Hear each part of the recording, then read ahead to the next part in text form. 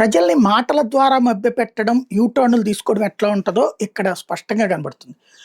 టిడ్కో ఇళ్ళు మొత్తం పూర్తయిపోయినాయి. 95% పూర్తయిపోతే 5% పూర్తి చేయకుండా ఏడిపించాడు జగన్మోహన్ రెడ్డి అని అప్పుడు ప్రకటించారు. ఇప్పటికి కనీసం పునాది ఎయ్యనివి కూడా బోలెడన్నున్నాయి. అట్లాగే అప్పట్లో జగన్ 20% పూర్తయిన వాటిని వదిలేసాడు. 50% పూర్తయిన వాటిని పూర్తి చేస్తామన్నాడు. 70% పూర్తయిన వాటిని పూర్తి చేయించి ఇచ్చాడు ఒక 50,000 ఇళ్ళు. కానీ అప్పుడు నిరంతరం దాని మీద విష ప్రచారం చేశారు. అప్పట్లో అయితే గృహప్రవేశాలు కూడా చేసేసారు 2019 ముందు.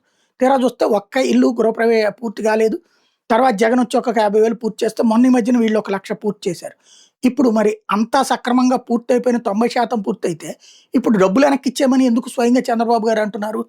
లేటెస్ట్‌గా గత ప్రభుత్వ హయాంలో టిడ్కో ఇళ్లకు డబ్బులు చెల్లించిన ఫ్లాట్ల కేటాయింపులకు నోచని 83,865 మంది దరఖాస్తుదారులకి 174,00,00,000 వెనక్కి ఇవ్వాలని ముఖ్యమంత్రి చంద్రబాబు అధికారులను ఆదేశించారు.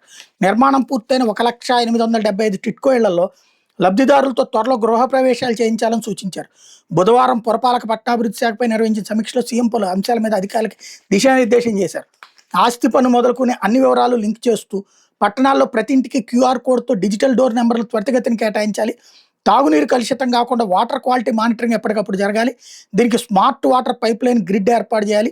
పట్టణాల్లో మౌలిక వస్తువుల కల్పన, మరమ్మతుల పనులకు 100 రోజుల ప్రణాళిక అమలు చేయాలి.